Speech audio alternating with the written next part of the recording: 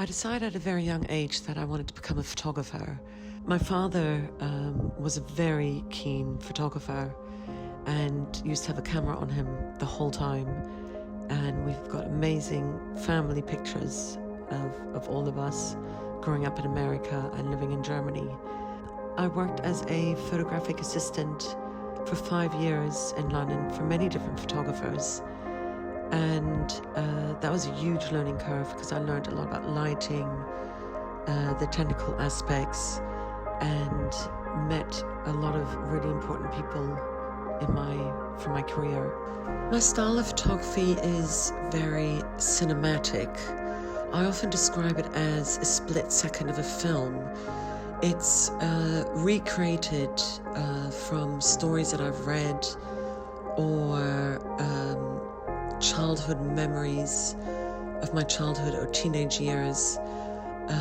I did a project on mothers and daughters, which is about the relationship of my mother with her mother and the relationship I have with my own mother. My setups are quite elaborate. It's all very staged. I rely on a big team of people to help create it.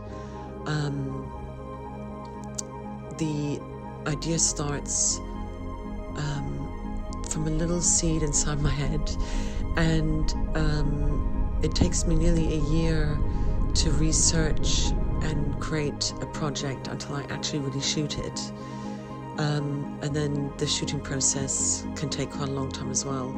Well, not the shooting process itself, but the build-up to shooting it, all the production, because we're quite a large team of people. A lot of assistants, hair and makeup team, prop stylists, actors, models. We usually tend to be about easily between 20 and actually I counted 95 people on set on my last shoot, which was the recreation of the 1814 Frost Fair on the River Thames. So yeah, it's quite a big setup.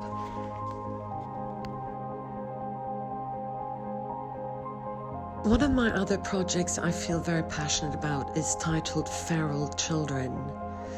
I read a book by a woman named Marina Chapman, and when she was 5 years old, she was living in Colombia, and she was kidnapped, drugged, and thrown into the jungle, and survived by herself for something like 4 years by just copying the behavior of capuchin monkeys.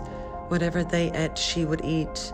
I mean, the story was just so bizarre that a little girl could not just survive 1 night, 2 nights, or a week, but quite a few years.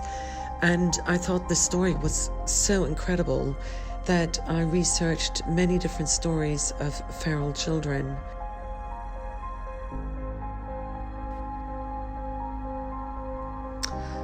I worry that COVID-19 is going to affect us in a mental way. I think people are going to feel quite isolated, lonely, and possibly depressed. When I walk down my neighborhood, I see people looking out of their windows, and there's a sense of longing of wanting to be outdoors again and have contact with people. I think there's enough loneliness in this world as there is. I feel that we don't need any more. However, we are forced to stay inside, and I understand why, but it's really tough times. So being a photographer, I thought, what can I do? How can I reach out to the community and bring some light to their homes, bring some sort of happiness, or get them excited by something? So I've decided to photograph people without any contact whatsoever, or no physical contact. They will be inside their window, and I will be on the other side, and and we will communicate via mobile phone how I want them to stand, and or not.